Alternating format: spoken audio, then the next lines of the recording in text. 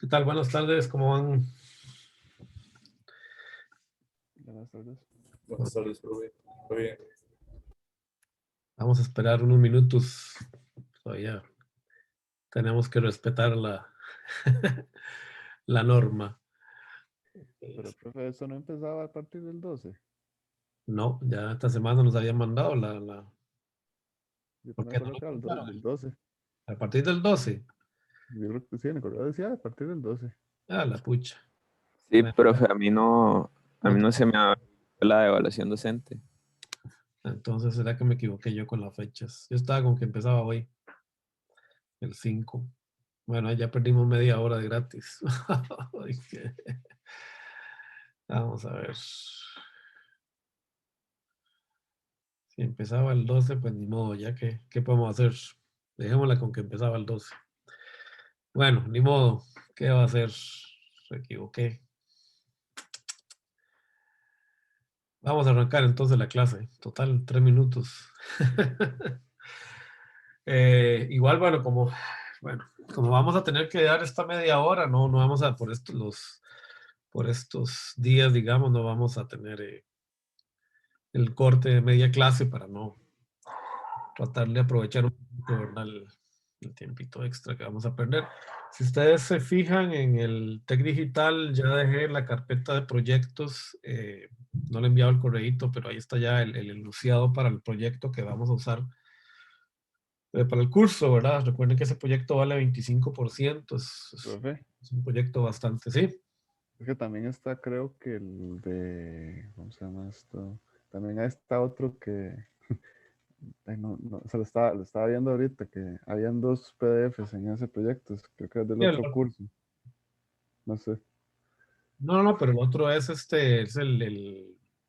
lo puse porque ese es como la guía para calcular proceso de CMOS. Ah, ok. Sí, sí, Ujú. eso déjenlo ahí porque igual la tarea extra esa todavía no la voy a entregar porque no hemos avanzado en la respuesta a frecuencia. Ok. Entonces, cuando hacemos una respuesta a frecuencia, ya está metido el manual, la guía esa que ustedes ya saben usarla, ¿verdad? La guía para calcular parámetros para el MOSFET, para el proceso C5, que es el que vamos a usar para la tarea extra que vamos a dejar. Y ahí está también el iluminado, ¿verdad? Para el proyecto el primer y único proyecto que tenemos. No lo vamos a estudiar hoy porque no tenemos chance, ¿verdad? Por este corte que, bueno, parece que me equivoqué, pero ni modo, ya está. Por este corte de media hora que vamos a tener los miércoles y lo vamos a ver el viernes. En Profe, todo caso, la tarea arranca el viernes. no, perdón. Sí, Son dos documentos, pero son dos PDFs. Y uno dice que es de introducción a diseño de integrados. ¿Eso está correcto? sí, eso no importa. Ah, Es ok, el mismo sí. que usamos para... es el mismo que usamos en activos, creo. No sé, el de activos supongo que lo habré optimizado. Pero son los Era uno parámetros que, de diseño para una tecnología semiconductor de punto 5. ese era la hoja de Excel del semestre pasado, lo que estoy preguntando. No, este era como una guía Ah, de entonces, cómo calcularlos a mano. ok, entonces sí, no, ¿Ok? yo estaba Ese confundido. no es el proyecto, el que es, ustedes tienen que ver es el que dice proyecto. Esa guía ustedes la pueden usar luego para calcular a mano. También se puede hacer en Excel, pero yo se las di mucho más básica, ¿verdad? La de Excel no está tan completa como esta, ¿verdad? Igual se las puedo subir después, no hay problema. Sí, supongo que en activos tengo una más actualizada que decía elementos activos, pero es exactamente lo mismo, no varía, ¿verdad? Es el mismo proceso. Entonces ahí donde dice primer proyecto, ahí lo van a ver, váyanlo leyendo para verlo el viernes, con calma. ¿Ok? La idea de este proyecto es que vamos a tardar prácticamente un mes y medio resolviéndolo, un poquito menos de mes y medio, hasta el viernes 11 de junio tenemos tiempo para terminar, que es el último día de clases. Pero por ahí el 21 de mayo yo les voy a pedir un breve adelanto, como para ir viendo a ver cómo les va yendo con esto, porque pues es una tarea larga y la idea es que no solo refuercen un poquito la temática digamos, de amplificadores, sino que también vamos a ver un poco respuesta a frecuencia, un poco realimentación. Esta tarea todo está conjunto, es como una unión de todos los temas que estamos viendo en el curso. La idea es que lo vean ya un ejemplo práctico del desarrollo de un amplificador de potencia. Pero entonces, ahí les tiré una guía de preguntas y demás, la vamos a discutir el viernes con calma. Pero váyanla viendo de una vez, ¿verdad? Para menos porque se vayan empapando. Vamos a hablar entonces, hoy vamos a seguir con el tema de respuesta a frecuencia. Vamos a entrar ya un poquito más en detalle. La idea es hoy, digamos, ver un poquito más los aspectos que tienen que ver con la respuesta en frecuencia en general de un amplificador o de cualquier circuito analógico. Primero lo tenemos que recordar son algunas cositas, ¿verdad? De que vimos en semestres anteriores, en particular en lo que son las respuestas, digamos, de frecuencia de circuitos pasivos que hemos estudiado en CA, y también pues un poco recordar los métodos de análisis simplificados que generalmente se usan para tener primeras estimaciones a partir de la función de transferencia, ¿verdad? En función de la frecuencia que tenemos para cualquier circuito. Acá es conveniente que repasen Bode, ¿verdad? Que repasen toda la teoría relacionada alrededor de cómo desarrollar bosquejos de respuesta en frecuencia, tanto en fase como en magnitud.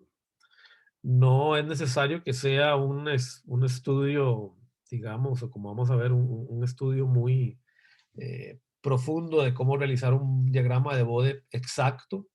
Tenemos herramientas computacionales que nos permiten hacer eso. La idea es que simplemente de una manera pues rápida sepamos cómo situar algunos polos y ceros en el plano, de manera que luego podamos rápidamente intuir el funcionamiento de un circuito. Para la respuesta precisa tenemos Python, MATLAB y Spice que me pueden dar ya respuestas mucho más exactas. Pero si yo no, digamos, domino la conceptualización detrás de lo que es la generación de los diagramas de Bode para respuesta a frecuencia de funciones de transferencia, circuitos lineales, pierdo un poquito la facilidad de cómo interpretar esos análisis. Entonces, esto por favor repásenlo, ¿verdad?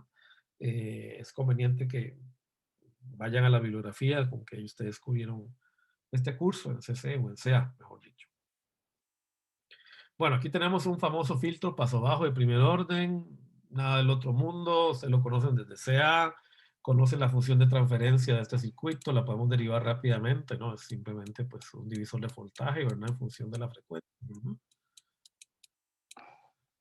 Esto no es nada del otro mundo, es igual a simplemente este divisor de voltaje.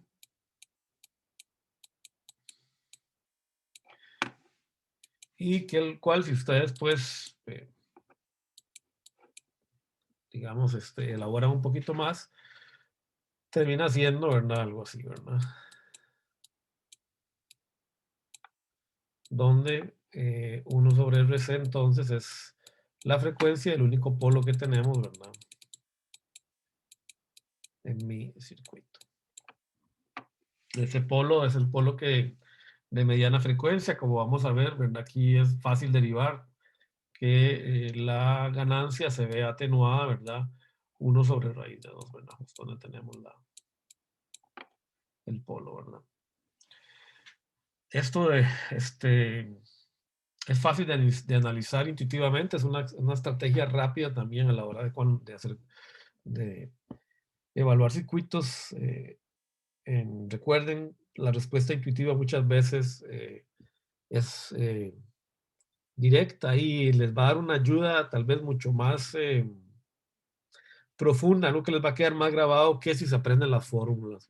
En realidad, a la hora de hacer circuitos, igual que todo en la vida, ¿verdad? El desarrollo de la intuición es lo más importante. Las fórmulas, pues como les digo, hay herramientas luego para evaluarlas de manera mucho más precisa, ¿verdad?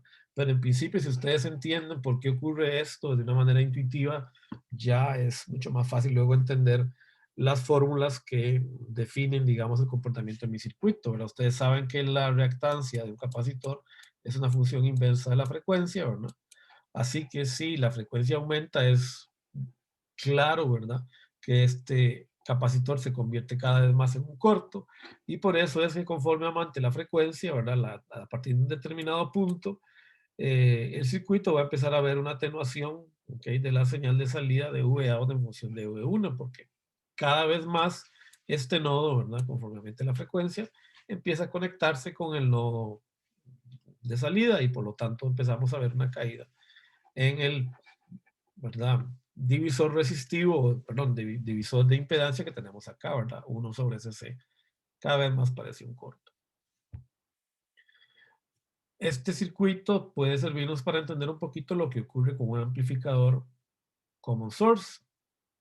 En un amplificador common source hemos determinado, ¿verdad?, que la ganancia viene dada por una relación, ¿verdad?,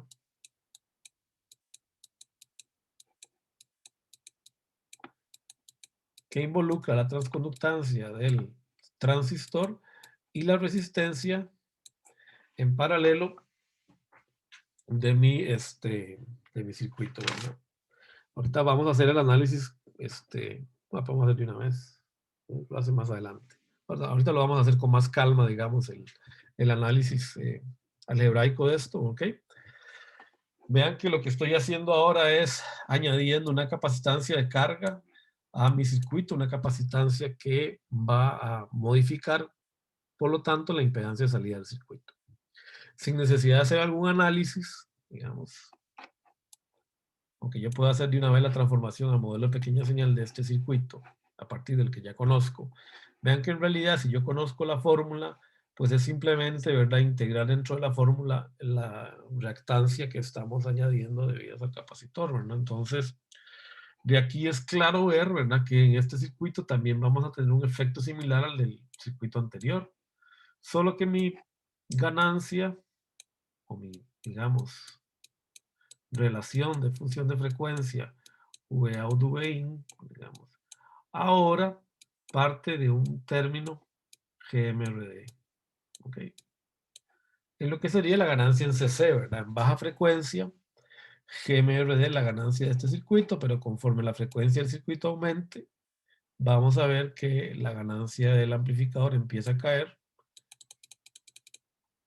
a partir de una determinada frecuencia de corte que, bueno, no debería sorprendernos, va a ser igual a 1/RDCL, pero la vamos a analizar de forma más formal, digamos. Es claro, digamos, que entonces la capacitancia de carga establece un punto límite para la capacidad de amplificación de mi circuito. Y como vimos, pues eso se debe, ¿verdad?, a la famosa relación de conservación de la energía, o la ley de conservación de la energía, ¿verdad? Ese capacitor, pues, representa en cierta manera el hecho de que a determinadas ya frecuencias no existe energía suficiente, ¿verdad?, en el circuito para entregar al capacitor para poder oscilar a la frecuencia de interés que yo tengo, digamos, en mi circuito. Acá tenemos ya el análisis, digamos, de este circuito. Vean que pues simplemente lo único que tengo que hacer es sacar este paralelo, ¿verdad? No está hecho acá, así que se lo voy a hacer para que vayan practicando, ¿verdad? Este paralelo es igual a RD sobre 1/SC, ¿verdad? Perdón. RD por 1/SC. Por la suma, ¿verdad?, de 1/SC más RD, que sería igual, ¿verdad?, a RD sobre 1 más SCRD, y la ganancia, por lo tanto, ¿verdad?, que es igual a menos GM por el paralelo de RD 1/CC, termina siendo, ¿verdad?, pues menos GM RD sobre 1 más SCRD, ¿verdad? Si calculamos la magnitud de este número, recordando, ¿verdad?, que la magnitud de un número complejo, ¿verdad?, es igual a raíz de A cuadrado más B cuadrado, ¿no? Pues recordando esta relación, podemos obtener la magnitud de este circuito, ¿verdad? Así que la magnitud de AV, ¿verdad?, la magnitud de la ganancia de este circuito sería igual entonces, arriba es un número real, así que se conserva, ¿verdad?, la magnitud sobre la raíz de RD cuadrado, C cuadrado, omega cuadrado, más 1. Recordando, ¿verdad? Que cuando hacemos este cambio de magnitud en términos de respuesta de frecuencia compleja, ¿verdad? Tenemos que transformar en términos de frecuencia de oscilación, tenemos que cambiar a la variable S por la variable J omega. Eso es algo que ustedes estudiaron ya sea, justificaron ahí y que en análisis de sistemas van a ver con más, más detalle. Bueno, aquí no traduje esta diapositiva, se me olvidó, así que tengo que corregirlo. De aquí es fácil encontrar, ¿verdad? Este punto de atenuación. ¿Qué sucede cuando la frecuencia omega es igual? Vamos a abrir un nuevo circuito. ¿Qué sucede cuando la frecuencia de entrada de mi circuito es igual precisamente a 1 sobre RDSL? Okay. Entonces, si eso es así, digamos, en ese momento, la magnitud de ganancia de voltaje de mi amplificador es igual a GM RD sobre la raíz de RD cuadrado C cuadrado por 1 sobre RD cuadrado CL cuadrado. Todo esto más 1, ¿verdad? Y queda claro, ¿verdad? Que en ese punto, ¿verdad? Pues la ganancia se ve atenuada sobre raíz de 2. Si ustedes sacan 20 logaritmo de esta expresión, ¿verdad? 20 logaritmo de GM RD sobre raíz de 2. Esto es igual a 20 logaritmo. 20 logaritmo de GM por RD menos 3 decibeles. O sea que hay una caída ahí en 3 decibeles, ¿verdad? Porque 20 logaritmo de 1 sobre raíz de 2 es menos 3. Y por eso es que este punto se le conoce como el punto del lugar a donde la ganancia cae 1 sobre raíz de 2. Que es equivalente a una caída de la mitad de la potencia de mi amplificador. Eso lo pueden ustedes comprobar numéricamente, lo hicimos al principio del curso, ¿verdad? Recuerden que la caída de potencia sube por I. Así que, por eso es que esta frecuencia recibe muchas veces el nombre de la frecuencia menos 3 decibeles. Es la frecuencia de corte de mi circuito y es la definición no formal de la frecuencia de corte. En algunos libros se le dice también la frecuencia de corte, ¿verdad? Ustedes escogen cómo lo llaman, ¿verdad? Cutoff en inglés. Y me define el ancho de banda de menos 3 decibeles o el ancho de banda de mi circuito. ¿Ok? Hasta dónde mi circuito realmente es efectivo. ¿Ven que es una definición arbitraria, ¿verdad? Simplemente se decidió por convención que la definición del ancho de banda es aquel punto donde la ganancia del amplificador en términos de voltaje cae 1 sobre raíz de 2. Se sigue usando esa convención, bueno, es, digamos, en la que todo el mundo se pone de acuerdo. Ok, bueno, entonces es claro, ¿verdad? Que este amplificador pues responde, ¿verdad? A lo que habíamos dicho, ¿verdad? Aquí sí tenemos 20 GM por RD, ¿verdad? Como la ganancia de mi circuito. Recordemos, ¿verdad? Que ustedes tienen que estar en capacidad de hacer el bode, ¿verdad? Entonces, para hacer el bode formalmente es necesario, ¿verdad? Formalmente, ¿verdad? Uno siempre expresa todo ya en términos de magnitud, pero ustedes ya, digamos, pueden desarrollar el bode, espero que lo hayan ido practicando en CA y si no, pues tienen que recordarlo, ¿verdad? Por inspección simplemente por la función en términos de S, ¿verdad? Pues prácticamente lo mismo, pero digamos que formalmente para hacer el bode uno tiene que obtener las expresiones tanto de magnitud como de fase, que es lo más formal y ahí no hay pierde. Si ustedes hacen práctica, pues tarde o temprano, ¿verdad? Ni siquiera tienen que llegar aquí, ya pueden hacer este análisis con la expresión de arriba. Recuerden, ¿verdad? Que la fase de un número complejo, ¿verdad? Es igual a tangente la menos 1 o la arcotangente, ¿verdad? Del número complejo sobre el número, ¿verdad? Real. Eso lo tienen que repasar. Bueno, ¿cómo obtenemos una cifra de mérito de un circuito? Bueno, eso puede servir a veces para uno darse una idea de más o menos de qué parámetros conviene optimizar. Entonces es un ejemplo, ¿no? No es pero digamos que es un ejemplo muy clarificador del efecto que tiene la capacitancia sobre un amplificador. Si por ejemplo a ustedes les interesa determinar cuál es la relación, digamos, ancho de banda y consumo de potencia, esta cifra de mérito les puede ayudar. Por ejemplo, yo quiero siempre maximizar la ganancia de potencia, ¿verdad? Ok, eso es algo que ustedes pues siempre van a querer. Entonces, digamos que lo que yo quiero siempre tener es el máximo posible de producto ganancia ancho de banda. Ese es el mejor de los casos, ¿no? Sabemos que esa es una constante, por lo menos hasta una aproximación de primer orden, ¿verdad? El producto ganancia ancho de banda es una constante que es igual a la frecuencia unitaria de mi amplificador, o sea, aquella donde el amplificador ya queda pues teniendo solo una ganancia igual a 1, como vimos la clase anterior. Y me interesa minimizar el consumo de potencia, ¿verdad? El consumo de potencia, o sea, cuánta potencia yo le entrego a mi circuito. Entonces, yo quiero hacer que la ganancia, el producto ganancia ancho de banda sea lo más grande posible y que la potencia de consumo sea lo más, digamos, pequeña, lo menos posible. Esto es el mejor de los casos, ¿verdad? Bueno, si yo quiero, puedo entonces simplemente establecer para este circuito, por ejemplo, determinar una ecuación que me dé una idea un poquito más directa de qué características tengo que modificar en el circuito para alcanzar eso, ¿verdad?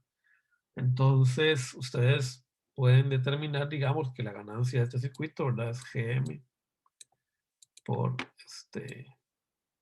RC, ¿verdad? Que esa sería la ganancia, digamos, del circuito. Y el ancho de banda de este circuito está dado, ¿verdad? Ya vimos que este amplificador tiene un polo, ¿verdad? Un polo en RC por C.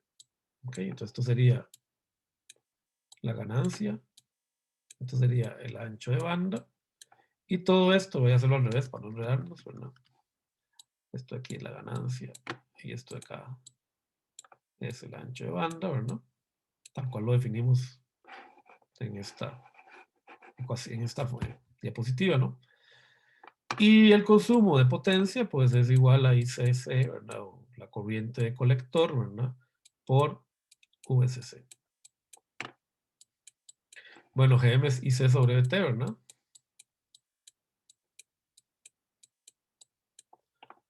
El RC se me va a ir con este RC, ¿ok? Y aquí lo que me queda es IC por VCC. Y este se va a pasar a multiplicar abajo, ¿verdad? Ocupa ahí. Perdón. Vamos a ver. Por C, ¿verdad? CL en este caso, lo estoy poniendo. Aquí el IC se me va a cancelar con este y me queda esta formulita que tengo acá. Entonces, esta es una cifra de mérito. Vean que es una cifra de mérito, no necesariamente tiene una significación física, ¿ok? Es simplemente una manipulación numérica hecha con la idea de obtener algún tipo de conocimiento un poquito más práctico, lo que llaman en inglés un insight un poquito más profundo de lo que el circuito está haciendo. ¿Ok? ¿Verdad? Que no es una relación, digamos, física, que tenga sentido físico per se, ¿no? ¿Ok?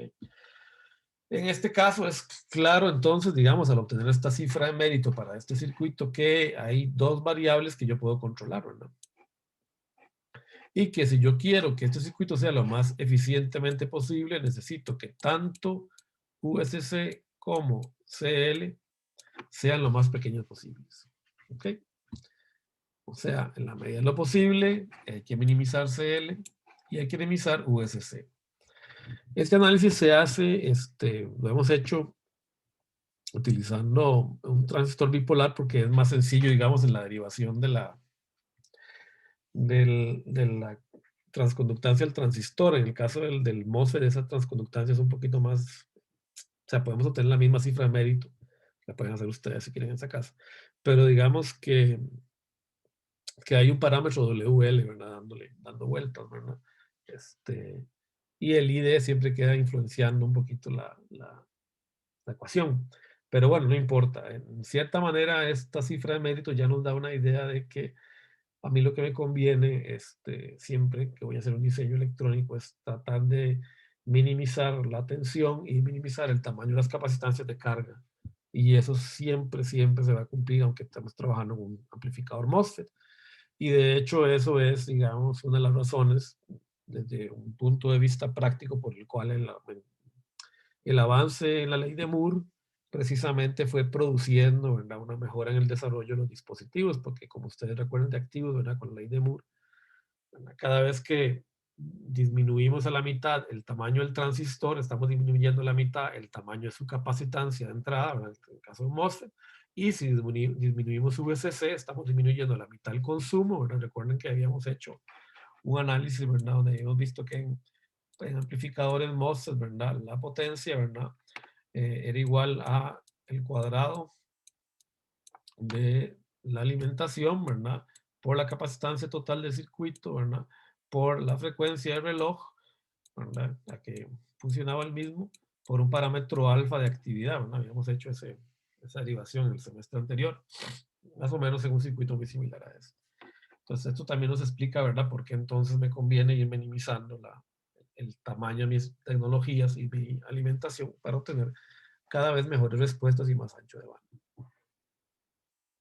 Ahora sí tenemos algo importante acá, ¿verdad? Que la temperatura es también un efecto, no directamente controlable, pero en principio me conviene que mis dispositivos siempre estén trabajando a la mejor temperatura posible, a la menor temperatura posible, ¿ok?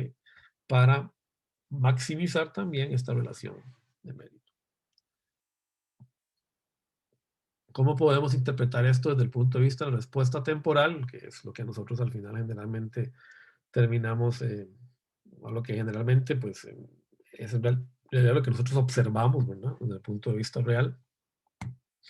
Bueno, si uno se fija en la respuesta, digamos, de un filtro paso abajo, digamos, como este estilo, pues es claro ver que hay una relación, ¿verdad?, tanto entre la respuesta al escalón y el ancho de banda de mi circuito, ¿verdad? Si esta es mi respuesta, digamos, a mi función transitoria en términos de magnitud, y esta es mi respuesta al escalón de un circuito RC común y corriente, ¿verdad?, como los que ustedes vieron en CC. Vean que tenemos pues una relación bidireccional, ¿verdad? Esto sube in, esto sube out. Y esto es un escalón, ¿no? Un UDT. Es claro, ¿verdad?, que si la respuesta de frecuencia cae, digamos, ¿verdad? Entonces, fíjense que aquí lo que estoy haciendo es que si yo aumento la constante de tiempo, el tau de mi circuito, voy haciendo que la frecuencia de corte de mi circuito sea más baja, ¿verdad? Porque recuerden que la frecuencia de corte, ¿verdad?, es igual a 1 sobre R1C1. Ahora, ¿qué sucede desde la perspectiva de la respuesta al escalón, ¿verdad? Fíjense que si esta constante de tiempo es más grande, es más difícil eliminar esta exponencial, ¿verdad? Esta exponencial se va haciendo más lenta. Fíjense que la relación es 1 menos la exponencial, ¿verdad? Entonces, cuando t es igual a 0, esta exponencial vale 1. Por eso es que arrancamos desde este punto de acá, ¿verdad? O sea, no hay manera de que mi circuito arranque de inmediato en el valor de entrada, ¿no? Por el efecto energético que tiene el capacitor, ¿verdad?, su conservación de la carga y por lo tanto su tendencia a mantener el voltaje entre sus terminales, ¿verdad?, hace que el circuito tarde un tiempo en responder, ¿okay?, de una manera lineal. Entre más rápido se desvanezca esta exponencial, más rápido va a ser mi circuito. Entonces vemos que la relación es exactamente la misma, ¿verdad? Si el ancho de banda de mi circuito disminuye porque la frecuencia de corte disminuye al aumentar R1 y C1, mi circuito se va haciendo cada vez más lento, porque esta exponencial se va haciendo cada vez más lenta. Es cada vez más difícil, ¿verdad?, entonces, alcanzar el punto estacionario donde V out es igual a V in. Esto tiene una explicación también intuitiva, si ustedes lo quieren ver así, y a veces esto ayuda mucho cuando van a analizar cosas un poco más complejas sin necesidad de fijarse en la expresión temporal, y es pensar en el análisis de Fourier. ¿Qué sucede con una función escalón? En términos de Fourier,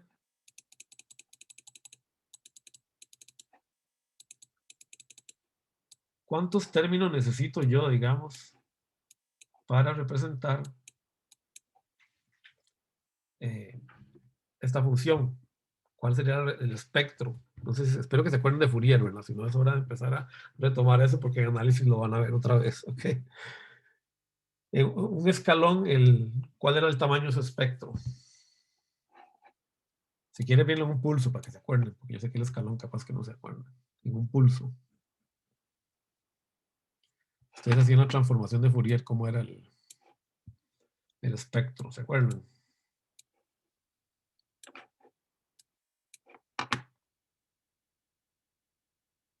Silencio. Tau. ¿Ah? Tau. No. Ok. A ver. ¿Qué forma tenía el espectro de Fourier, verdad? De esta función. Recuerden que el espectro de Fourier es en términos de la frecuencia, ¿no? Ok. Estamos viendo la magnitud, ¿verdad? Podemos ver aquí, si esto sube. ¿Qué forma tenía el espectro? ¿Sí? Bueno, era como, como, es que no sé cómo decirlo, profe. Bueno, es nada más como una línea sobre el eje. No. Sí, no. Esto sí es una senoidal. Sí, no, no. Una Perdidísimo. senoidal. Bueno, tenía una forma que variaba, que se modelaba así, como usted lo escribió ahí. Esta es una senoidal, ¿verdad? Tenemos dos.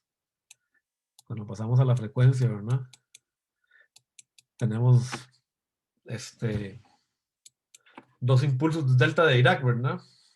Más menos omega, la frecuencia, ¿verdad? De oscilación del circuito, ¿verdad? Ese es el más famoso, ese es el más fácil de todos, ¿verdad? La senoidal es un tono puro, ¿ok? Cuando yo tengo una función, digamos, de este estilo, ¿verdad? Recuerden que, primero que todo, la transformada de Fourier no es discreta, ¿verdad? Y bueno, se puede hacer discreta, pero en principio, digamos, ¿verdad? Un escalón es una función que yo no puedo representar por análisis de Fourier, porque el análisis de Fourier solo está dado, ¿verdad? Para funciones periódicas, ¿verdad? Formalmente. Entonces, cuando yo hago la transformada de Fourier, ¿verdad? O sea, tengo una función que no es periódica, lo que tengo que hacer es expandir, ¿verdad? Mi resolución, o en pocas palabras, mi espectro es continuo, ¿se acuerdan? Entonces recuerden que bueno, espero que lo tienen que repasar para modelos de análisis de señales y sistemas, ¿verdad? Es una función que se conoce como la función sinc, ¿verdad? ¿Se acuerdan? Lo tienen que haber hecho, o sea, no me digan que no. Era esto, ¿verdad? Era una cosa como así, ¿verdad? No se preocupen, lo van a repasar en análisis. Bueno, en señales y sistemas, por lo menos de computadores, los de electrónica y análisis lo van a ver en comunicaciones. Fíjense que el problema que tienen estos funciones tan, digamos, cuadradas, por así decirlo, ¿verdad? Que son tan intempestivas, es que el espectro es infinito, ¿no? O sea, teóricamente yo necesito un espectro infinito para poder producir este escalón. ¿Por qué? Porque fíjense que estoy generando una señal que tiene un alto contenido en baja frecuencia, ¿verdad? Todo el valor medio, digamos, en baja frecuencia de este rectangulito que tengo acá está contenido acá, ¿verdad? Tengo un alto contenido, pero necesito de alguna manera crear estas transiciones tan enormes, ¿verdad? Como necesito crear esas transiciones tan enormes, por eso es que tengo, ¿verdad? Un espectro infinito. Pero ya sabemos que un circuito no puede tener un espectro infinito, porque necesita energía infinita en la vida real. Entonces, ¿qué sucede?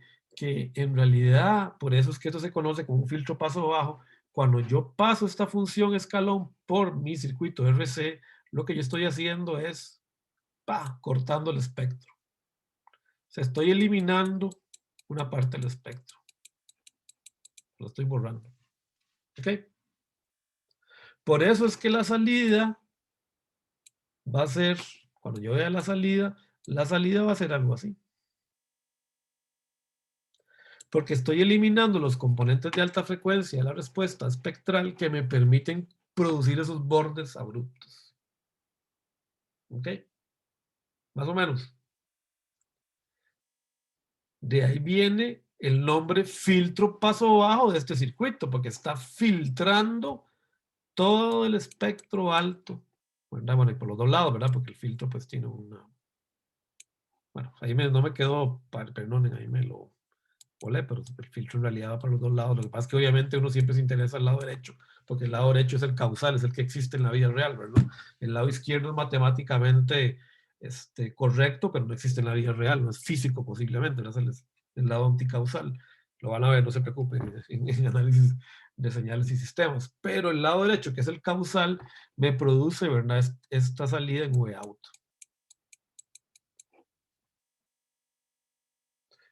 Por eso es que entonces esto se llama filtro paso bajo. ¿Está bien? Vean el efecto entonces de esta frecuencia, precisamente, digamos que esta frecuencia de corte, se puede simplemente ver como un límite a partir del cual los componentes necesarios para producir estos cambios abruptos de alta frecuencia no pasan y entonces la señal se me deforma. Y no hay manera, esto va a ocurrir en cualquier circuito lineal, o sea, todos los circuitos que ustedes estudien desde el punto de vista de circuitos de analógicos, por lo menos lineales, van a producir este efecto, van a tener un límite en el ancho de banda. Y el límite del ancho de banda simplemente lo que significa es que su respuesta en el tiempo iba a tomar, ¿verdad? No pueden tener respuestas abruptas, ¿ok? No, es imposible. Por eso es que yo a veces prefiero que ustedes, más que la matemática, bueno, obviamente la necesitan dominar, ¿verdad? Para hacer ya el desarrollo, ¿verdad? Pero que por lo menos entiendan, digamos, el concepto intuitivo detrás, ¿ok? De que vean por qué tenemos esa limitación. Entonces tienen tres maneras de verla, ¿verdad? Bode, ¿ok? Bode está muy relacionado con Fourier. Básicamente lo que va es a decirme cuál es el efecto en la respuesta en términos de frecuencia, de análisis de Fourier. Y eso va, obviamente, a impactar la respuesta temporal.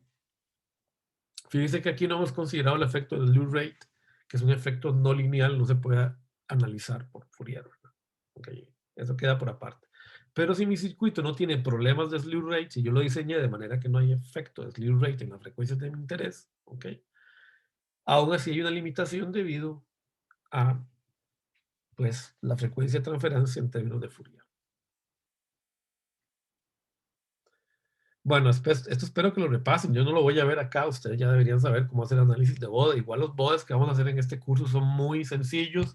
No van a necesitar papel logarítmico, no se preocupen. Lo pueden hacer a mano con una regla ahí rápidamente. Lo único que yo les pido es un bosquejo de bode. Pero sí necesito que entiendan tanto lo que es magnitud como fase. Que se acuerden, ¿verdad? Que por ejemplo en un filtro, en un sistema de primer orden, digamos, en términos de magnitud, ¿verdad? Ustedes hacen esto, sepan cómo hacerlo en términos de magnitud, ¿verdad? Que esto va cayendo a 20 veces por década.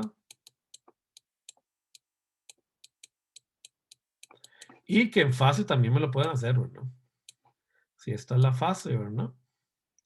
La fase, bueno, voy a poner todo, ¿verdad? Sepan entonces, ¿verdad? Que el circuito está más o menos, ¿verdad?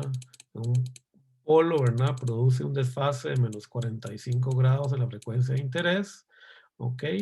En punto 1 la frecuencia de interés, y esto es omega, ¿verdad? Esto es omega y esto es 10 omega. Esto hace así, ¿verdad? Y en omega el desfase es menos 90 grados. Obviamente es una aproximación, ¿verdad? Ustedes sepan cómo trazar eso rápidamente, o por lo menos interpretarlo, y que sepan que un polo me va a meter un desfase de 90 grados cuando lleguemos a 10 veces la frecuencia de corte. Esas cosas yo necesito que las recuerden, ¿ok? Vayan y las repasen, ¿ok? Porque después vamos a sacar algunas conclusiones de eso. Yo no les voy a explicar cómo generar esos bodes Por ahí hacemos, si hacemos uno complicado, yo se los explico, ¿verdad? Pero los bodes sencillos de paso alto, paso bajo, eso no. Recuerden que para un 0, ¿verdad? Perdón, para un polo, la ganancia cae 20 dB por década a partir del polo y el desfase va de 0 a menos 90 grados, ¿verdad? Mientras que para un 0 tenemos un aumento más bien de 20 dB por década en la magnitud y el desfase va de 0 a 90 grados. Estamos hablando de ceros y polos situados a la izquierda del plano. ¿Okay? A la derecha del plano se invierten las fases. Esas cosillas yo necesito que las tengan claras. Y vayan y repasen entonces un poquito de SEA. Bueno, este ya lo hicimos en realidad, ¿verdad? Ese es el ejemplo del amplificador. Vean que no hay ceros en la función, solo hay un polo. Es bastante fácil, ¿verdad? Esto es 20 log, ¿verdad? Aquí le faltó, aquí ya sabe poner que esto es 20 log. Déjeme ponerme de verdad. Ok. Este sería el diagrama de bode rápido, digamos, de respuesta en mi amplificador. Y por lo que hemos visto, significa que si yo le meto un escalón a este circuito, ¿verdad? Lo que voy a tener aquí es una respuesta de este estilo, ¿verdad? Debido al efecto, ¿verdad? De filtro paso bajo del mismo amplificador que va a evitar que los componentes de alta frecuencia que producen este escalón no pasen, ¿verdad? Por el circuito, no puedan ser amplificados, sino que sean atenuados. Bueno, a la hora de la verdad, en diseño de circuitos analógicos, lo más importante son los polos. ¿Por qué? Porque los polos, como vimos, son los que limitan la velocidad. ¿No es cierto? Son los que me están cortando el espectro. Entonces, lo más importante en un circuito siempre es determinar los polos. Los ceros no son tan importantes en términos de la respuesta a frecuencia, pero, ojo, pueden ser graves cuando están en determinados lugares porque pueden producir inestabilidades.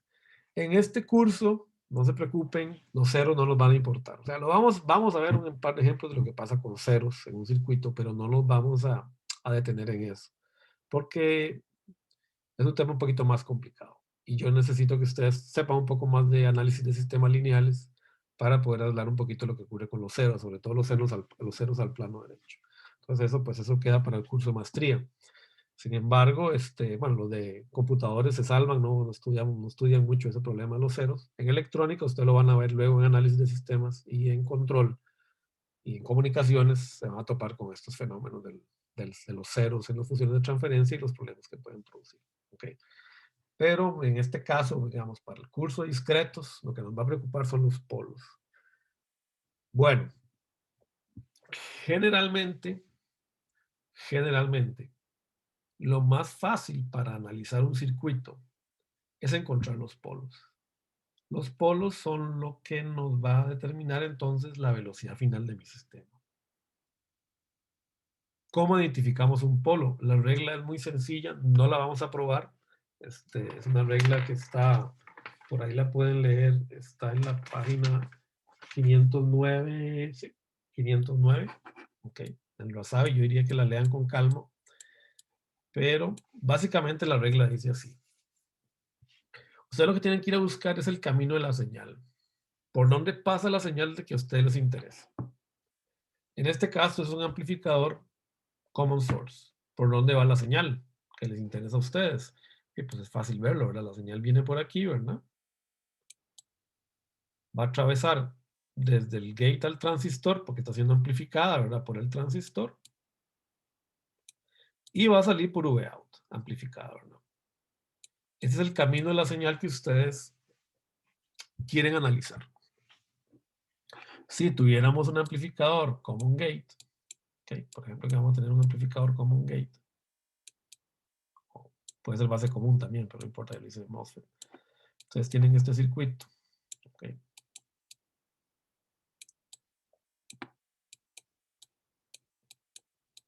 Bueno, ¿por dónde va la señal de interés? Bueno, la señal de interés va a venir por la resistencia, ¿verdad? Va a pasar por el source del transistor. Ok, viene por aquí. Y luego va a salir por el drain del transistor hacia Vout. Ok. Sube out, esto sube B y esto sube I. Si usted lo primero que tienen que hacer, lo que les quiero decir entonces, es identificar por dónde va la señal que a ustedes les interesa. ¿Ok? Y luego se fijan en qué capacitancias hay ahí. ¿Ok? En este caso, por ahora, digamos, este circuito ya no lo dieron. Luego vamos a tener que encontrar en realidad dónde vienen esas capacitancias. ¿Ok? Pero por ahora ya no lo dieron. ¿Ok? Nos dijeron que hay una capacitancia CIN y CL conectadas a sus nodos. Sí, ojo, lee la regla. Si la otra terminal de todas esas capacitancias está pegado a tierra, entonces cada nodo produce un polo. Recuerden entonces la reglita.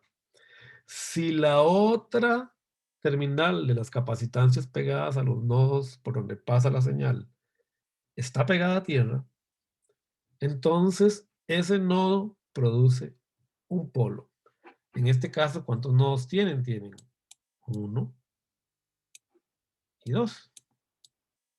Obviamente el polo de entrada no cuenta porque ahí está pegada la fuente de la licitación.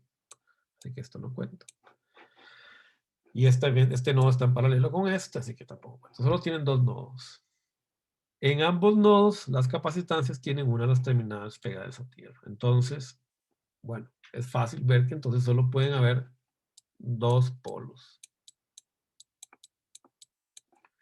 ¿Cómo calculo cada polo? Lo que voy a hacer es ir por cada uno de los polos y averiguando la impedancia vista desde el polo hacia tierra en ese nodo. ¿Ok? Por eso yo necesito que se lean, capaz, la fórmula está escrita, está en inglés, pero no importa si ustedes la pueden traducir, no es un inglés complicado, en la 509.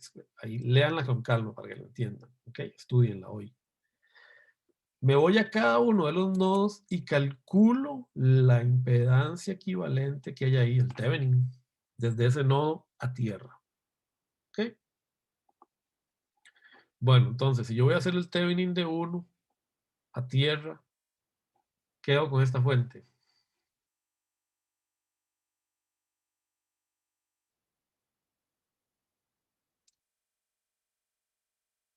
Silencio en la habitación. Es que hoy no les voy a dar puntos extra porque les voy a dar... La ¿Sí? apago, profe. La apagas, muy bien. Sean valientes, digan, la apago, profe. Muy bien, Darío. Apago, perfecto, exacto. Hay que eliminarla, ¿verdad? Entonces hay que ponerla a tierra. Listo. Entonces este amigo queda pegado a tierra. Por ahora estamos suponiendo que ese transistor es ideal, ¿ok? Ya vamos a ver que eso no es cierto. Ustedes ya lo saben porque ya llevaron activos. Pero suponiendo que M1 es ideal o que de alguna manera la capacitancia que yo veo hacia la derecha, si M1 está metida en CIN, que puede ser otra manera de hacerlo, de aquí puedo determinar que la impedancia que hay acá, que va a ser igual a RS paralelo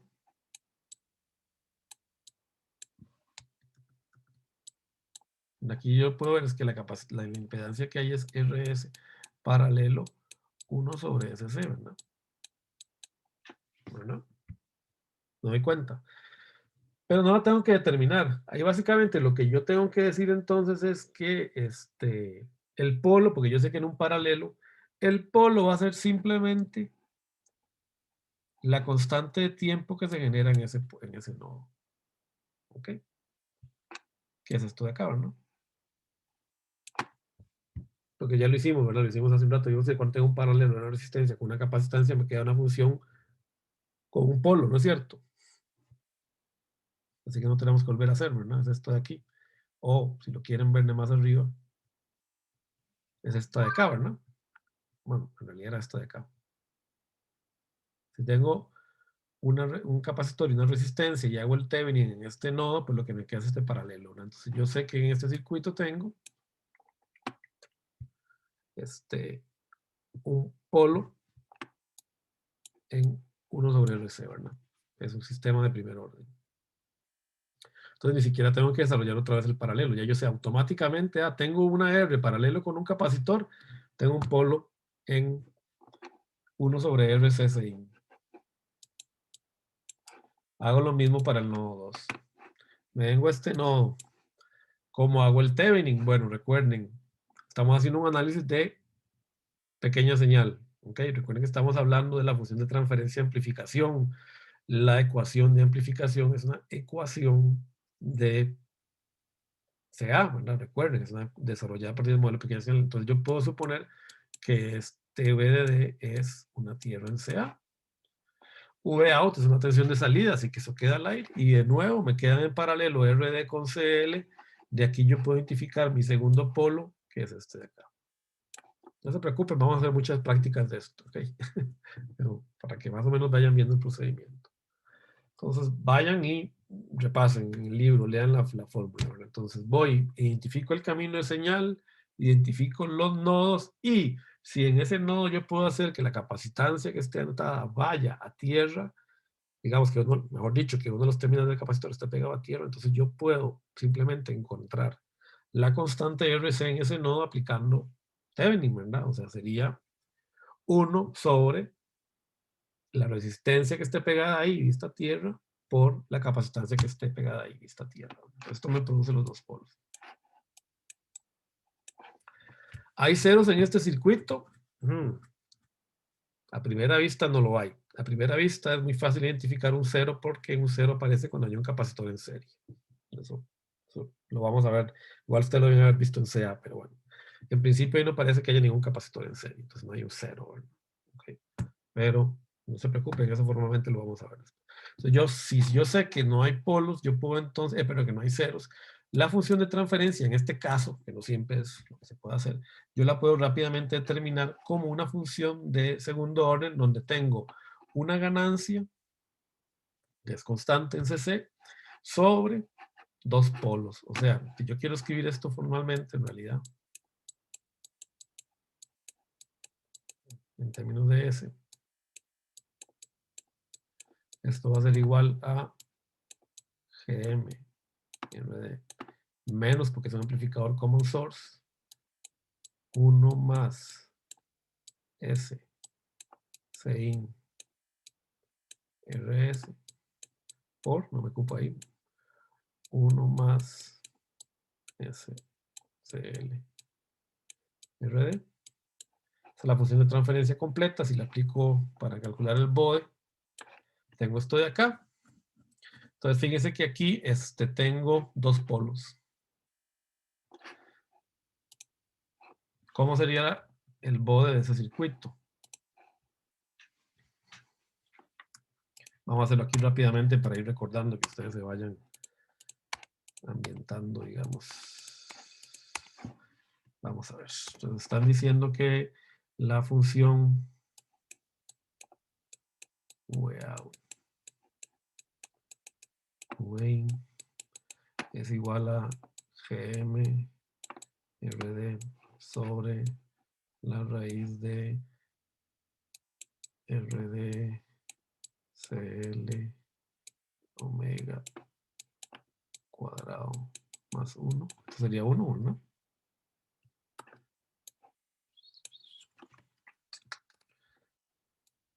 Por la magnitud del otro.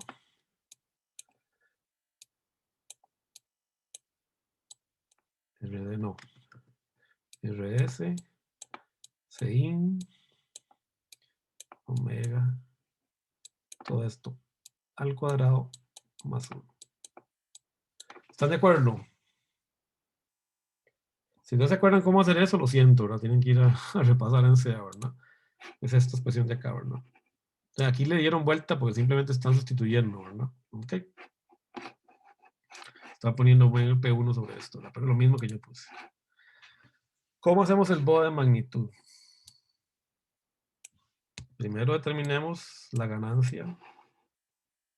Ok, en CC es 20 logaritmo de GM RD.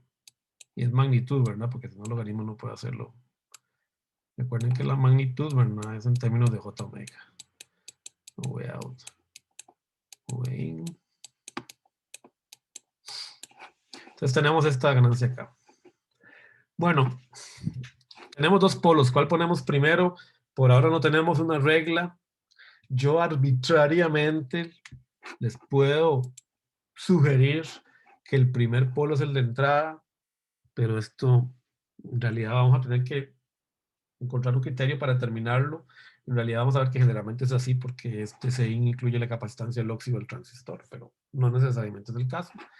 Entonces yo voy a suponer que mi primer polo está en 1 sobre RS CIN y que mi segundo polo está en RD CL.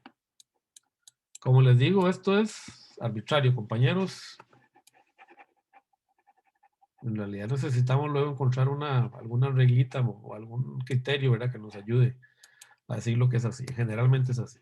Entonces, ¿cuál es la respuesta de Bode? Bueno, significa que la frecuencia de corte de menos 3 decibeles está dada en el primero que aparece. El primer polo que aparece es el que establece la frecuencia de corte de mi circuito, porque aquí tengo menos 3 decibeles de caída. Entonces, obviamente, ¿verdad? Puede ser que los dos polos estén en el mismo lugar y a veces es el caso. Entonces, en ese caso sería un polo, ¿verdad?, con menos 6 decibeles de caída, porque sería un polo cuadrático, pero estamos suponiendo que son distintas las frecuencias.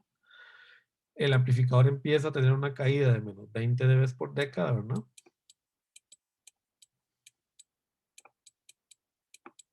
Hasta que se topa con el siguiente polo, ¿verdad? Y aquí empieza a caer, perdonen,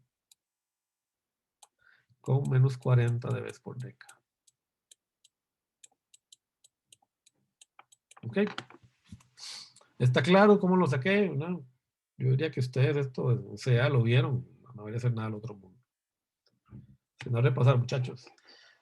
La fase es un poquito más, a veces traicionera, pero puesto que son solo polos, es fácil de sacar. Ok, aquí tengo esta frecuencia que sería omega P de entrada.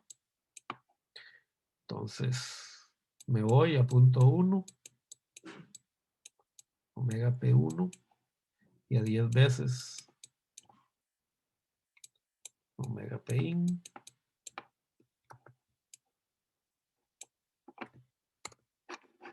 Entonces, punto 1, omega Pin. Y sabiendo que en la frecuencia de corte tengo menos 45 grados y que a 10 veces la frecuencia de corte tengo menos 90 grados, este circuito hace algo así, ¿verdad? En fase. Y luego aparece esta frecuencia de acá. Entonces, digamos, voy a hacerlo arbitrario, ¿verdad? Como les digo, por ahora lo estoy haciendo arbitrario. Que justo aquí estoy en omega, en punto 1, omega P out. Justo en este punto acá. Aquí estoy en omega P out. Y por acá es 10 veces omega P out. Recuerden que este es un gráfico logarítmico, ¿verdad? Entonces es igual, ¿verdad? Vean que ahora lo que tengo que sumar son 45 grados más acá, que sería menos 135. Pues el circuito sigue cayendo en fase hasta ahí. Y cuando llega acá, va a llegar a menos 180 grados. Y digamos por aquí. Y ahí se va a estabilizar la fase. Ahí tienen el diagrama de fase. Obviamente eso lo tienen que ajustar luego, ¿verdad? Recuerden que este es un diagrama aproximado, pero bueno, eso les da una idea del diagrama de fase. Más o menos, espero que se les recuerde un poquito, bueno, la memoria de CA, si no, pues para atrás. Ahora, es claro que el de fase tiene que ser 180 grados porque tienen dos polos, ¿verdad? De fase final. Bueno, entonces ya vieron la regla de identificación de polos. Aquí tenemos el caso que les decía del amplificador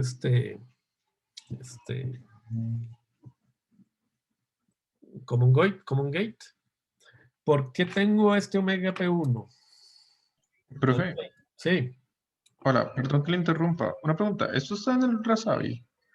no, eso tienen que verlo en el libro de texto que ustedes hayan usado para SEA. Ah, ok, está bien. Pero bien. No me sale, ¿cuál es el que usan ahora? El Saico. Sádico. Si a mí el sádico no me gusta mucho, como explica eso, ay, se no me sale el nombre. Hay otro libro de un autor alemán de circuitos que para mí es el que mejor explica cómo hacer bodes. Para mí es El Oppenheim, profe. No, sabes que no es ese. Es que no me sale el nombre, se me olvidó. ¿El Dorf? El DORF, muy bien. Vean, si ustedes lo estudian del DORF, nunca se les va a olvidar. El DORF, o sea, yo no sé, yo lo aprendí con el height y la verdad que siempre me costó hasta que viejo, de 36 años, cuando estaba haciendo mi doctorado, pariendo como estaba con vos de una vez, para que vean, yo los entiendo, me fui a Gabriel Dorf y lo estudié ahí y nunca se me olvidó olvidar. ¿Ok? El Dorf es el libro que mejor explica cómo hacer bots. Tiene unos ejemplos. Espero que no hayan cambiado. Ahora, yo sé una versión de hace 10 años, capaz que la cambiaron, pero la versión de hace 10 años, así unos ejemplos, explica cómo calcular las frecuencias de corte, todo de una manera muy metódica. Porque el height, yo no sé el sádico, pero el height lo hace de manera gráfica. No sé cómo lo hace el sádico. Y a uno como que no le cierra, como que no le cierra tantas reglitas y tantas cosas ahí. Pero el Dorf lo hace, yo les sugiero que lo busquen en el Dorf. Ok, pregunta, ¿por qué aquí aparece este 1 sobre gm paralelo con RS, determinando la constante RC? Recuerden, lo que hay que hacer es encontrar el tau en cada nodo, ¿verdad? La señal viene por VIN, pasa por el source, sale por el drain y se va por VOut, ¿verdad? Ese es el camino, digamos, de la señal. Entonces tenemos dos nodos. Entonces lo que necesito es encontrar las dos constantes de tiempo en cada uno de esos nodos que se hallan si una de las terminales del capacitor está pegado a tierra. ¿Por qué tau 1 incluye a 1 sobre gm?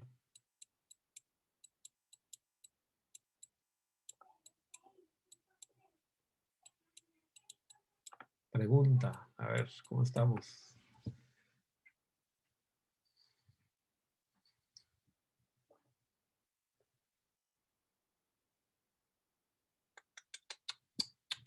A ver si están captando la teoría de lo que estoy tratando de enseñarles en este curso. Algo, por lo que les quede algo, por lo menos. ¿Por qué sale ese 1 sobre gm ahí?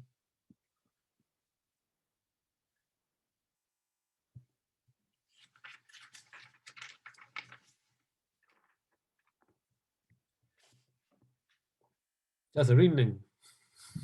Vamos, vamos, yo sé que ustedes pueden, tírenme un batazo, no importa. Es la resistencia de entrada del transistor. Muy bien, David. No lo vayan a extra, pero se lo merece. Pero exacto, porque fíjese que usted, recuerden, ¿verdad? Uno tiene que ver la resistencia que hay de ese nodo hacia tierra, ¿verdad? La resistencia que hay de ese nodo hacia tierra esta es obvia, 1 sobre S, porque esto queda, ¿verdad? En tierra, pero como muy bien dijo David, ¿cuánto veo para allá? Veo 1 sobre GM. Entonces estoy viendo RS hacia tierra por un lado, y recuerden, cuando yo veo hacia el sol del transistor, si desprecio la resistencia característica del transistor, es aproximadamente 1 sobre GM, ¿verdad?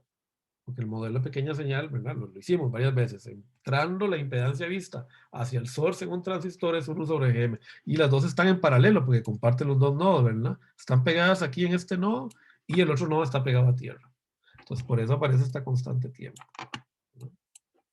Vamos, ustedes tienen la intuición, ya deberían, ¿verdad? ¿Verdad? Entender esto, ¿ok? Y tau 2 es obvio, ¿verdad? Que va a ser igual en el caso anterior, ¿verdad? R sobre CL. Ok. Esto necesito que lo practiquemos, ¿verdad? Vamos a hacer ejercicios. O sea, haciendo ejercicios de identificación y estos cálculos les van a ayudar, ¿verdad? Para entender esto. Ahora, ¿qué problema? Resulta que nos dieron un circuito como este. Opa. Podemos aplicar aquí el concepto de polo por nodo y no, porque el capacitor CF es un capacitor flotante. Esto es un problema. Primero que sabemos que este capacitor me va a introducir un cero, así, de entrada. Siempre que ustedes vean un capacitor en serie, eso les va a meter un cero, en el origen o en algún lugar. La manera fácil de ver por qué eso mete un cero, ustedes tal vez ahorita me van a decir, profe, teóricamente, ¿por qué mete un cero? Bueno, no se los puedo mostrar, eso lo tienen que hacer en señales y sistemas, ¿ok? Pero intuitivamente ustedes pueden ver por qué un capacitor en serie mete un cero. Por lo siguiente, conforme la frecuencia del circuito aumenta, ¿qué pasa con esto? Se convierte en un corto, ¿no es cierto?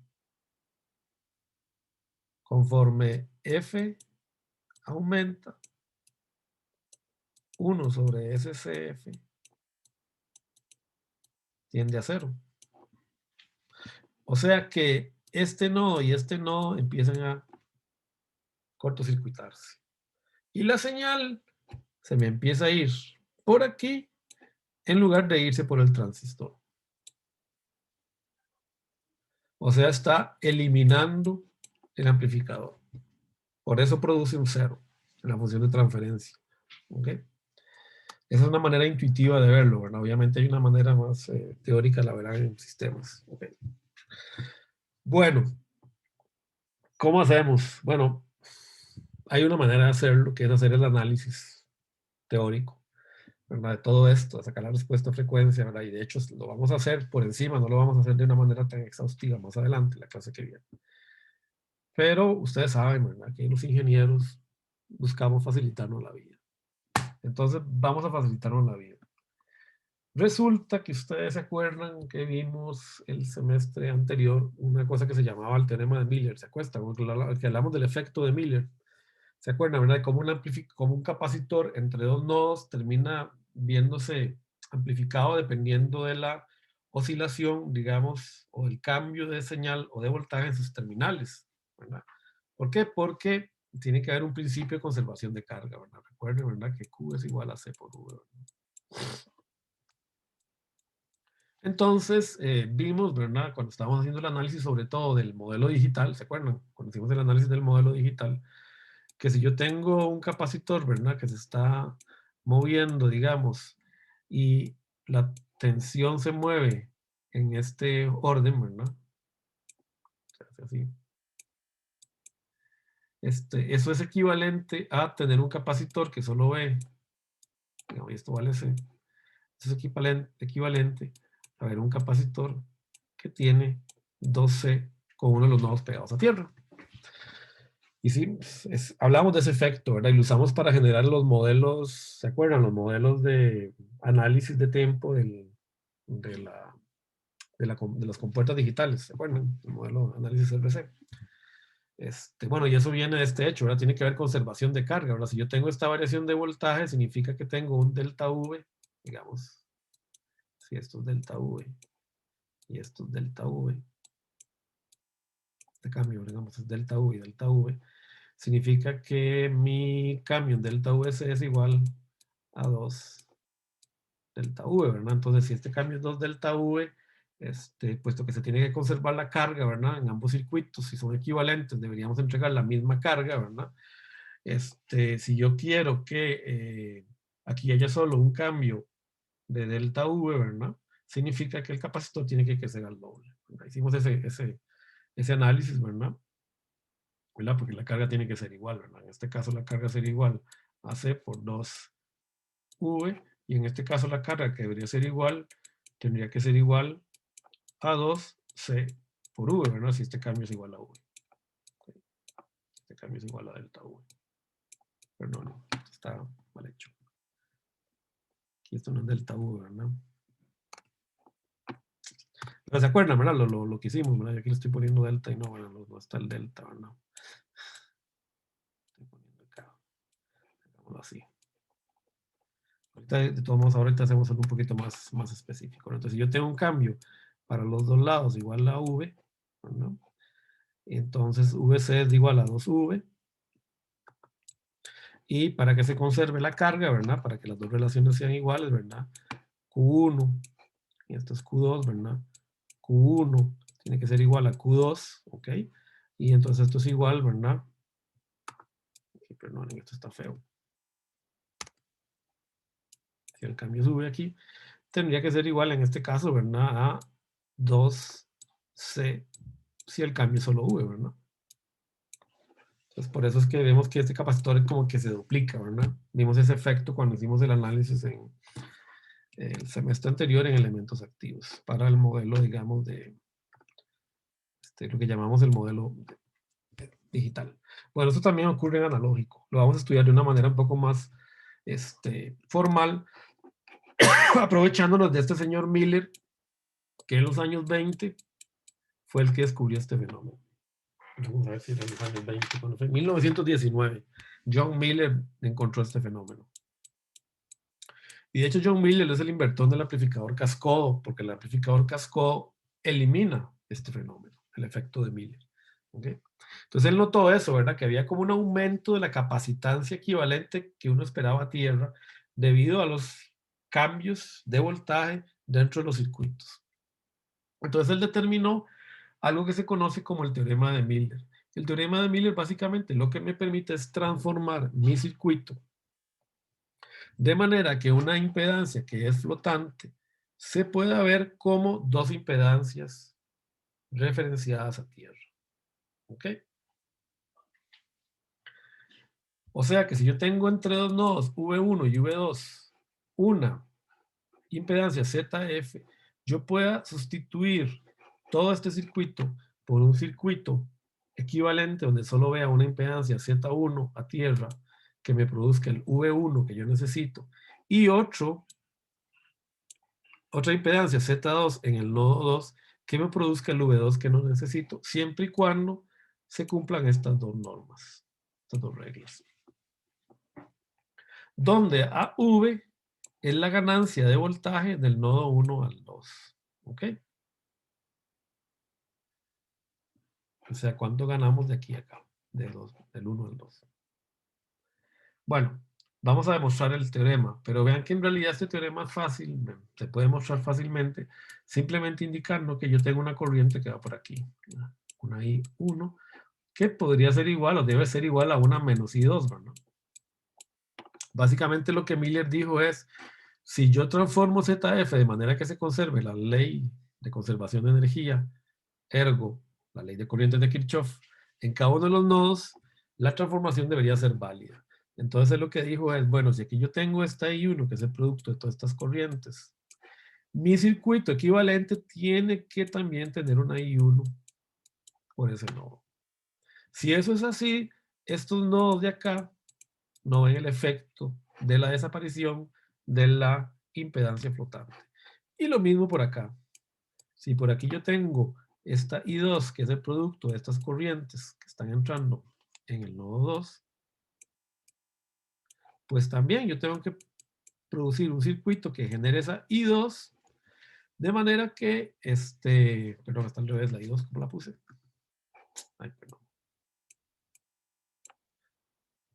De manera que no se ve afectada la suma de corrientes en el nodo 2. Eso es lo único que dijo Miller. Entonces, de esa manera podemos probar muy rápidamente el teorema de Miller.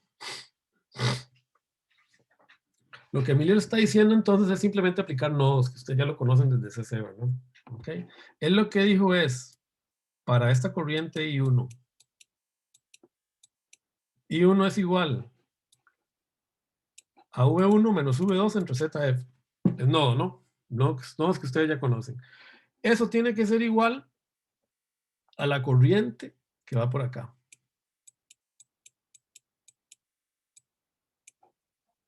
Que va a ser igual a V1 sobre Z1. Y de igual manera, él lo que dijo es que la corriente que va por acá, que la podemos llamar I2, digamos, aunque en realidad es la misma, ¿ok? Que sería igual a V1 menos V2 sobre ZF, tiene que ser igual a la corriente que va por acá, que va a ser igual a menos V2 sobre Z2 debido al cambio, ¿verdad?, en la orientación de la corriente. ¿Ok? Claro, ¿verdad? Vean que lo que estoy haciendo es simplemente partiendo de dos relaciones de nodos, encontrar el equivalente que me produce el Z2 que yo necesito. Si definimos a V como la ganancia de voltaje que hay entre el nodo 1 y el nodo 2, yo puedo entonces simplemente reacomodar estas ecuaciones. Entonces voy a agarrar esta ecuación, la reacomodo por aquí, ¿verdad? Paso Z1 a multiplicar arriba, ZF pasa a multiplicar a la derecha, V1 menos V2 pasa a dividir abajo, y luego paso V1 a dividir abajo. Entonces lo que me queda es esta expresión de acá, ¿verdad? Esto es Z1. ¿Ok? Vean que si yo hiciera esto, ¿verdad? Bueno, por ahí ya me indiqué un paso, pero yo pienso que es bastante obvio, ¿verdad? Que esto me va a quedar ZF, ok, sobre 1 menos V2 sobre V1, y esta es la definición de ganancia, ¿no es cierto? La definición de ganancia entre el nodo 1 al nodo 2 la definimos al inicio del curso, ¿verdad? Como esto, ¿verdad? Y lo mismo puedo hacer con la siguiente ecuación, ¿verdad? La reacomodo de esta manera. Y lo que me queda es esta expresión de acá. Vean que aquí la única diferencia, ¿verdad? Es que el menos V2 pasa a restar abajo. Entonces lo que me queda es ZF. Perdón, pasa a dividir abajo. Entonces me va a quedar menos V2 sobre menos V2, 1, menos V1 sobre V2. Entonces vean que me quedó la inversa de la ganancia, ¿verdad? Entonces de esta manera yo puedo encontrar esas dos impedancias. Muy bien. Hay sin embargo un detalle. Fíjense que yo estoy definiendo esta ganancia. ¿Quién define esa ganancia si estoy eliminando ZF? Entonces ustedes se van a ganar 4 puntos en el examen final para compensar. Ok, un poquito el examen. Si me demuestran o me refutan que el teorema de Miller es aplicable a un divisor resistivo.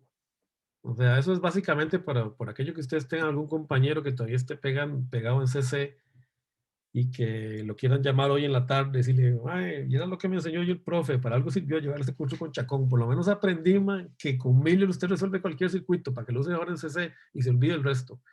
Bueno, antes de que hagan eso y vayan a embarcar a un pobre amigo que está pegado en CC, tienen que probar esto. Que esto es posible de hacer.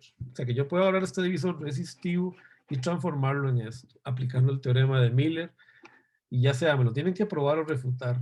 Simplemente haciendo el análisis, ¿verdad? De circuitos que ustedes conocen. Me lo entrega hoy antes de las 12, les voy a dar chance hasta las 12 de medianoche. 4 puntos en el final, así lo hacen a mano, igual que siempre. Toman una foto, me la mandan al correo. ¿Estamos de acuerdo? No les voy a explicar nada más. Profe, sí, solo tengo una duda. Sí. ¿Qué pasa si está malo? No, no, recuerden, Por lo menos el esfuerzo. recuerden que yo no les voy a bajar puntos si está malo. Si está cerca, hay algo le doy.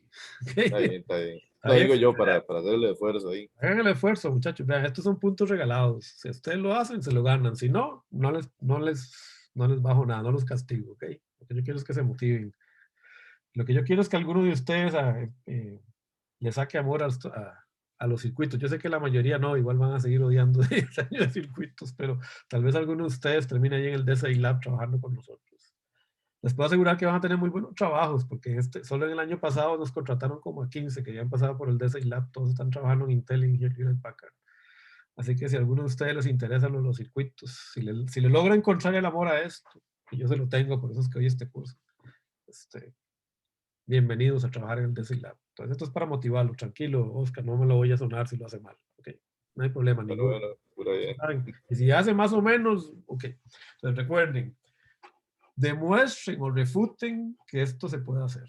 Voy a agarrar este divisor resistivo y transformarlo en eso que tengo a la derecha, que es en realidad lo que ustedes verían si vieran un revisor resistivo, ¿verdad? Si ustedes vienen desde V1 y sacan la resistencia vista hacia allá, ¿verdad? Ustedes hacen el Thevenin viendo para allá, la resistencia Thevenin viendo para allá, pues es obvio que es R1 más R2, ¿verdad? Y si ustedes se vienen de este lado y hacen el R Thevenin para allá,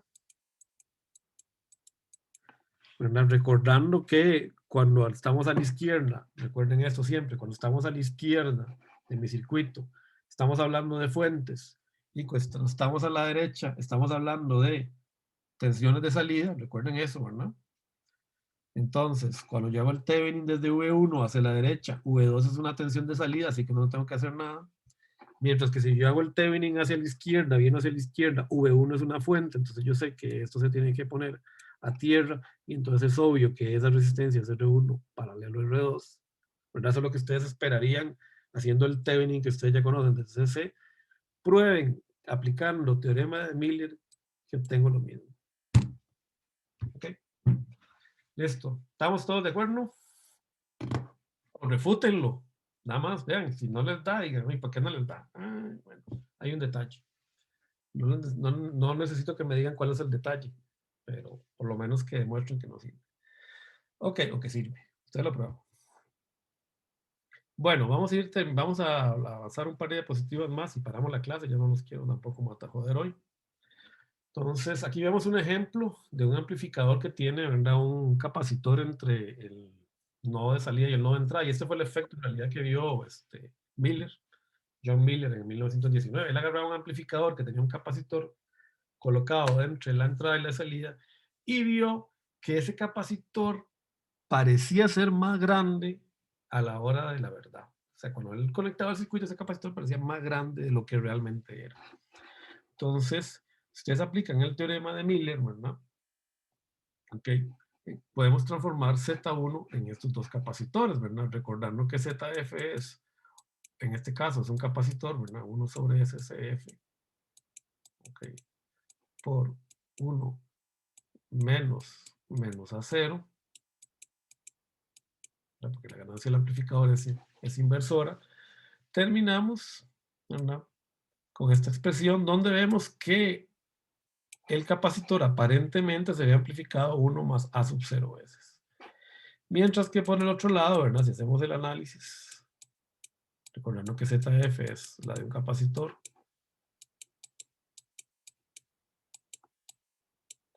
vemos que a la hora de la verdad, el capacitor prácticamente no se ve afectado, sobre todo si A sub 0 es mucho mayor que 1, ¿verdad? O sea que el capacitor prácticamente termina siendo CF al otro lado. De nuevo, esto se puede visualizar desde el punto de vista de las cargas, ¿verdad? ¿Ok? Desde el punto de vista de las cargas. Si nos fijamos acá, el delta VC, ¿verdad?, que recibe este circuito, ¿verdad?, es igual a menos, ¿verdad?, perdón, entre el nodo V in y el V out es igual a delta V menos A sub 0 delta V. ¿Ok? Y por lo tanto, la carga en el capacitor es igual a CF por 1 más A sub 0, ¿verdad?, veces, ¿verdad?, delta V. Si yo transformo esto en un capacitor equivalente, digamos, si yo siempre voy a meter acá un delta V, yo tengo entonces que notar, ¿verdad?, que bueno, que uno de los nodos del capacitor está pegado a tierra, entonces no puedo meter este delta V equivalente, pero la Q1 se tiene que conservar. O sea, la idea es que es una transformación, recuerden, es una transformación de análisis, no real. Significa que el circuito tiene que reflejar el efecto real que estamos teniendo.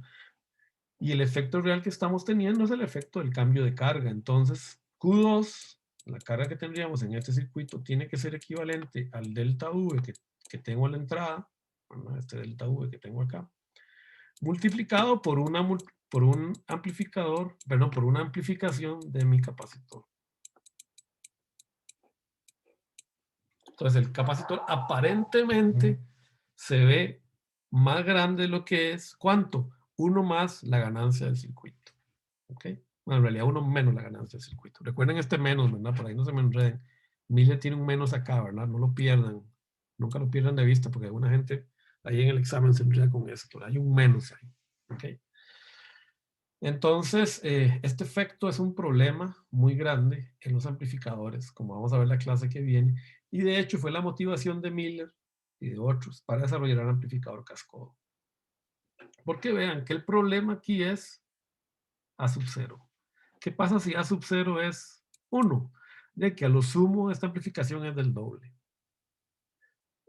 Entonces, como vamos a ver, ahí por ahí fue donde más o menos Miller y otra gente se les ocurrió la idea del amplificador cascodo. Tener mucha ganancia, pero que el efecto de Miller fuera pequeño.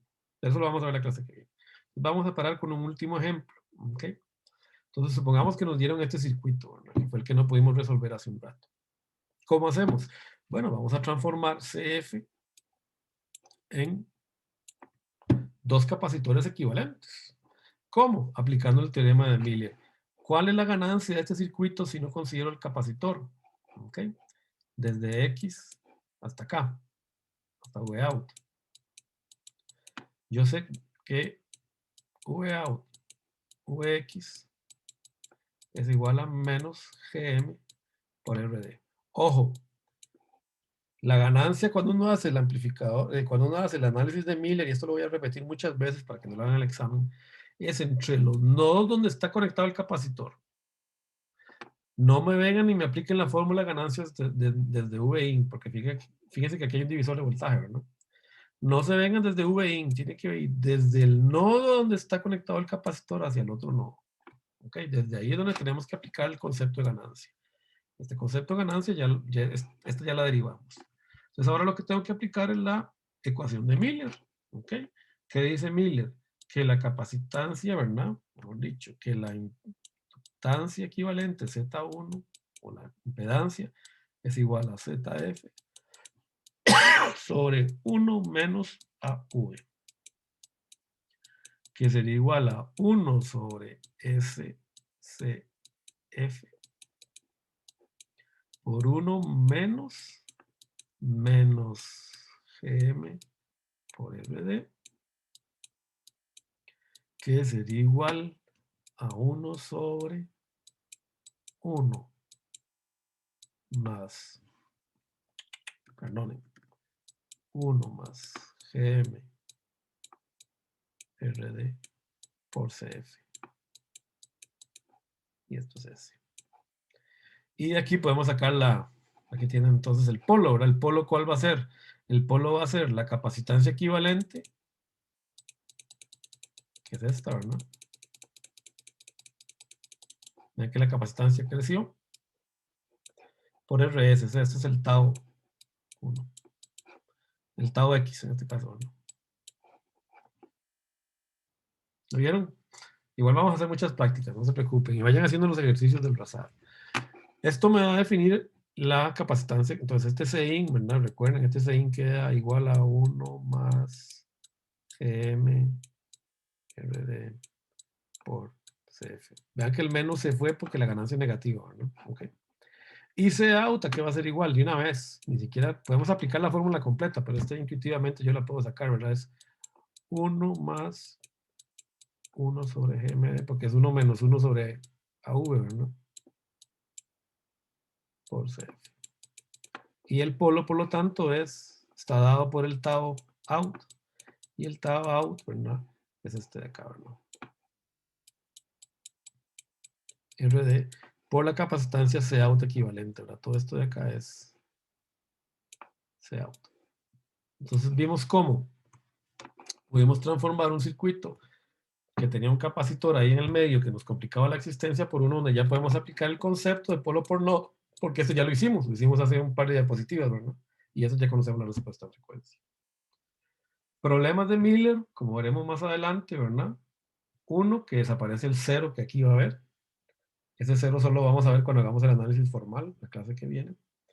Y dos, vamos a ver que este Wout es medio traicionero. En realidad V20, pero no importa. Cualquiera de los dos. ¿Por qué? Porque la ganancia que yo estoy usando acá es una ganancia que yo supongo que es constante en términos de la frecuencia, y eso no es cierto. Entonces eso hace que el Miller sea en realidad una aproximación. Pero igual, aunque sea una aproximación, es muy práctico y generalmente es lo que vamos a usar. O sea, por más que hay otros métodos más precisos, a la hora de la verdad yo sé que el simulador lo va a hacer mejor que yo, o que Python lo va a hacer mejor que yo. Yo lo único que necesito es un diseño rápido, sacar unos cálculos rápido a mano, uso Miller, calculo los componentes y simulo y luego ajusto. Y que sea el simulador el que se echa la bronca de esa función de transferencia compleja. ¿Ok? Donde va a aparecer ese cero y todo lo demás. Bueno, entonces vamos a parar hasta acá. Recuerden que el viernes que viene vemos lo de la tarea, lo del proyecto, perdón, váyanlo repasando de una vez. A ellos les recomendé una página que se llama eCircuit Design. Les recomiendo que la vean en general. Esa es una página excelente para todo lo que sea electrónica. O sea, les va a servir mucho incluso para los otros cursos que ustedes van a llevar, para integrado lineales, les va a servir mucho para para los laboratorios, tanto el laboratorio de circuitos analógicos como el taller de analógicos. Tiene circuitos prácticos muy bien desarrollados, muy bien explicados. Hay mucho de lo que yo he dado también explicado. El problema es que solo generalmente trabajan con transistor bipolar, pero no importa. Y hay SPICE, o sea, están los circuitos resueltos en SPICE. Es una página súper práctica que se la recomiendo, que la tengan ahí guardada. Es más, ya yo la tengo casi que toda copiada en PDF por aquellos si alguna vez el dueño de esa página decide bajarla. Entonces, ahí está recomendada en la bibliografía. Está orientada solo al amplificador que vamos a ver en este proyecto, pero si ustedes se van para atrás en la página, van a ver todas las demás cosas que pueden utilizar de esa paginilla. Vayan repasándolo, ahí hay varias preguntas, que es capaz que algunas de las preguntas del proyecto no las entiendan, no se preocupen. La idea es que vamos a ir viendo esos temas y además algunos de esos temas, la idea es evaluarlos sin manera de tener que verlos aquí en la clase, ¿verdad? Sobre todo lo que es amplificación de potencia final, que generalmente no tenemos mucho tiempo para evaluarlo a nivel de clase. Entonces nos vemos el viernes, que estén bien. Gracias, profe, igualmente. Gracias, profe. Recuerden la tarea, no pierdan esos puntos. Gracias, profe. Hasta luego. Hasta luego.